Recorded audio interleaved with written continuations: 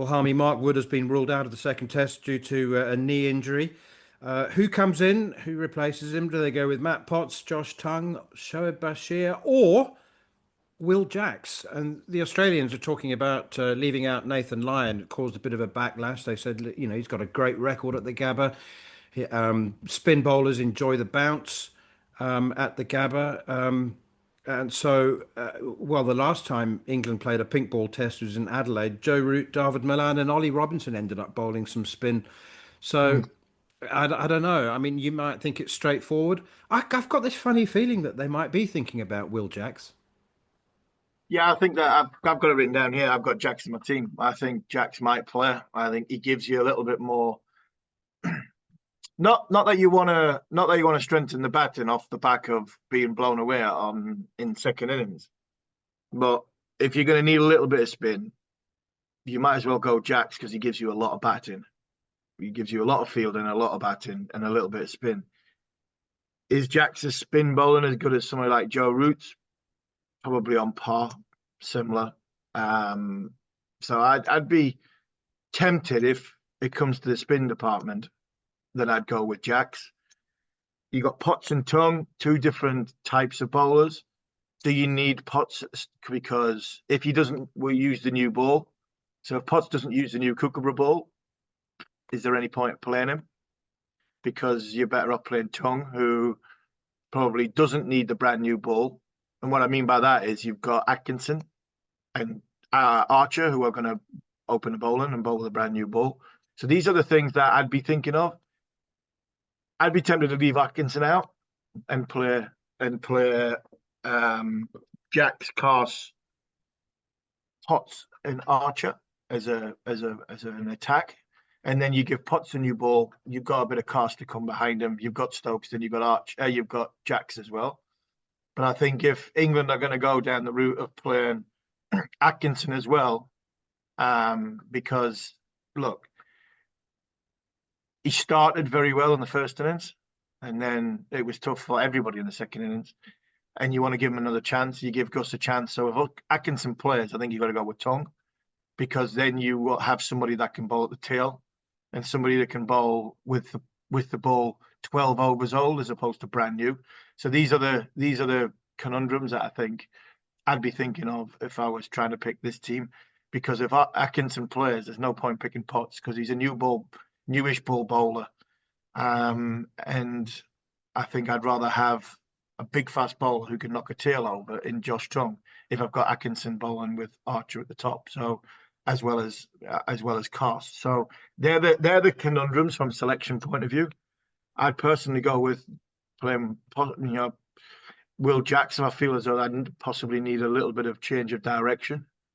And it'll be a case of whether they feel as though Atkinson or Cost did enough to stay in the side to play with Archer in that from that first test match. I suggest it will be. So if it is going to be a change of direction, it might be Cost for Wood and only change. So as we know, the batters are never going to change. So that would be something they'll be thinking of. I don't think Bashir's in the equation. I don't think Bethel's in the equation, but I think everybody else in the squad are the 14. I would imagine will be having 13 because obviously no Wood. I think the other 13 will definitely be in the conversation of how we make the balance of the side work for the day-night test match. Will Jacks at 8. Wow. That's a powerful unit. But Yeah. at the end of the day, you've still got to get 20 wickets. And you've got to find a way of getting head out, whether he bats at first or he bats at 5. So these are the I would imagine the conversations they're having on how they're going to get 20 wickets, because at the end of the day, they need to win. And this has got to get them back into the series. There's been a lot of noise. Some of it has been blown out of all proportion. I feel now I've had a week to think about it. Some of it has been ramped up and been blown out of all proportion. A lot of people have had their say. Some of them are relevant. Some of them are completely irrelevant. And I think it's now just a sort of time to breathe and give England the best chance, hopefully, to go and wrestle back momentum to going into obviously what is going to be a very, very difficult period once the first test match in Adelaide starts. But if England are 2-0 down, that's it, game over. Okay, let's hear now from Ben Stokes. They came in for plenty of criticism, as you just mentioned, after last week's 2-day, 8-wicket defeat at the Optus Stadium in Perth. But he has urged the England fans to stay with them as they aim to level the series this week.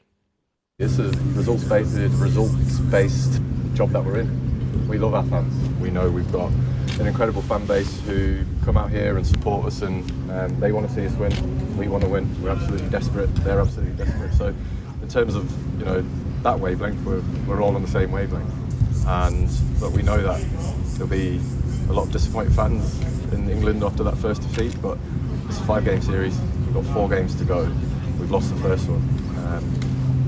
We're absolutely desperate to, come home with that goal before we even started the series, which is to win the Ashes. And we'll be doing absolutely everything within our powers and using our time as best to allow us to go out there to try and achieve that goal. That's England captain Ben Stokes. The history isn't good, is it? Australia have won 13 out of 14 pink ball tests, day-night tests around the world, mostly in Australia. England have won only 2 out of 7. It's a daunting record. I mean, I'm sure that Brendan McCullum will say that, well, we're out to change history. But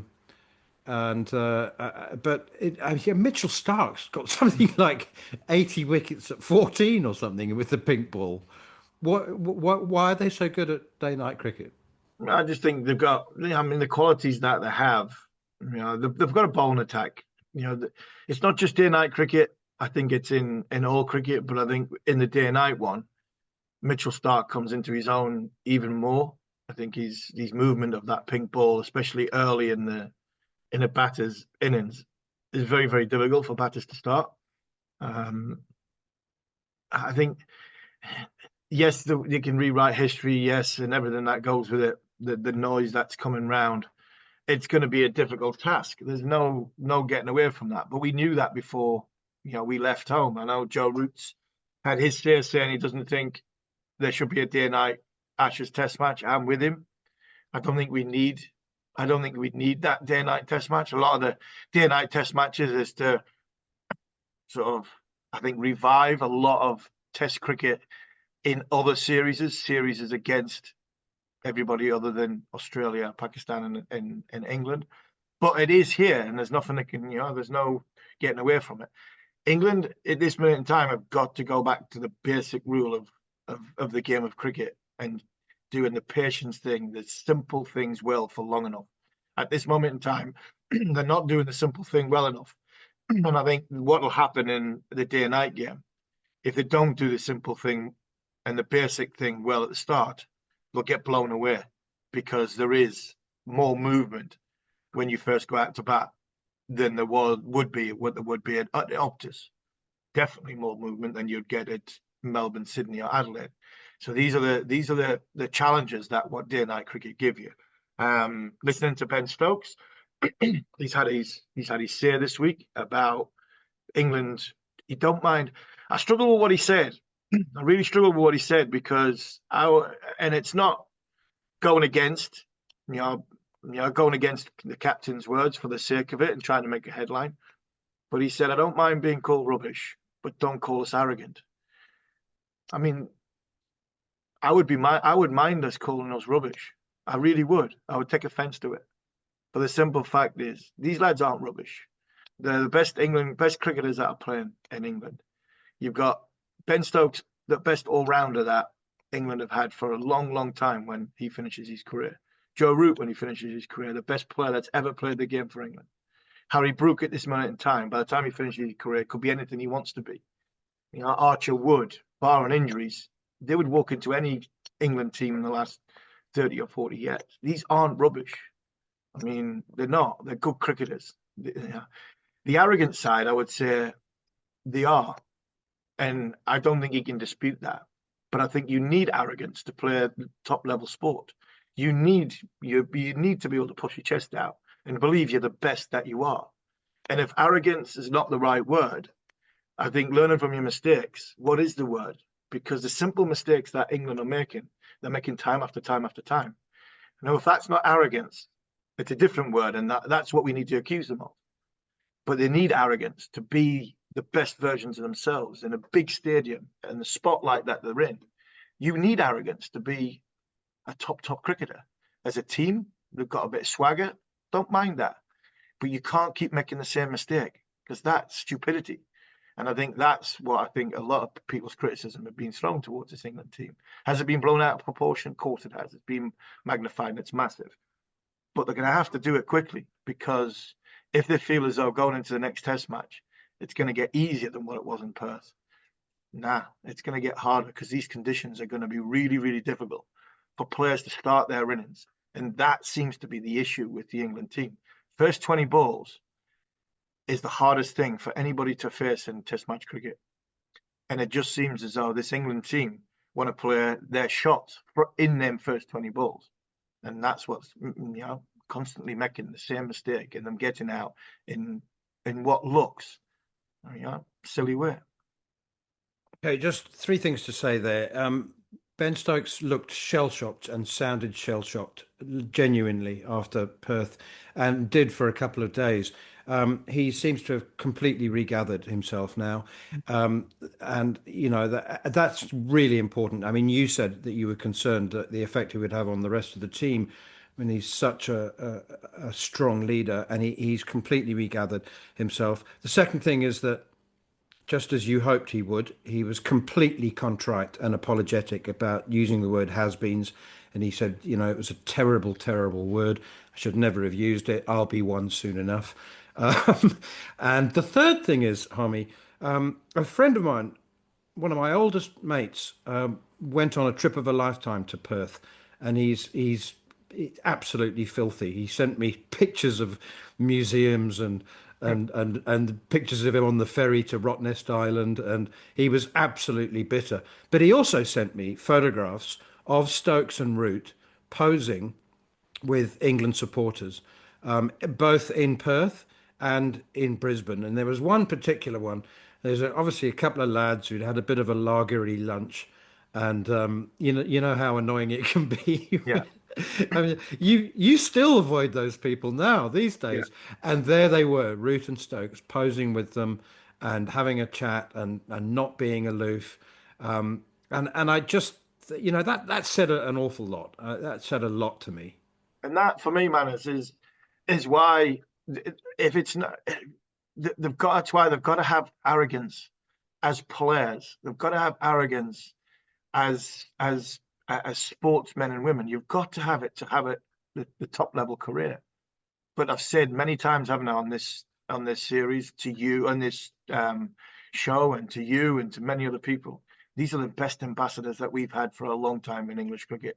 They're not just the best players we've got, they're the best people we've got. But you have to have a degree of arrogance. And if it's arrogance that Ben's taking offense to because people are having a go at the way they play and the shot selections and shot executions and everything like that, then if that's not the word, then it'll be something else, a different word that's thrown at them. But the simple mistakes that they keep making is starting to annoy people, and then that's why you get the noise that you're getting. I was always taught, if you make a mistake in international sport, the coach and the staff will get at you. If you make the same mistake for the second time, boy, you're on thin ice. Third time, you might never play again. I think Juventus coach Marcelo Lippi, I think he said, you make the first time, you'll get a stern telling off. You make it the second time, you're close to the door. You make it the third time, you'll never play for Juventus ever again. All these things that top teams and managers will have. And it just seems as though England make the same mistake, and then the same mistake, and then the same mistake, and it's accepted. And if that's not arrogance, then it's something else. I don't want to go down the road of saying it's stupid or whatever. But at the end of the day, you can't keep making the same mistake and not be made accountable and not be criticised for that. And England only makes 3 mistakes, but unfortunately, it's the same ones. When they get beat, it's the same 3 mistakes that they make. And that, I think, is what's wearing thin. And if it's people calling them arrogant and Ben doesn't think that's the right word, then we'll choose something else. But okay, That's the problem for me. Yeah, well, the line between confidence and arrogance is wafer thin in sport, and always has been. Just a reminder that Harmy and John Norman will bring you following on Ash's inquest immediately after every day's play of the second test on talkSPORT 2 and the talkSPORT Cricket YouTube channel.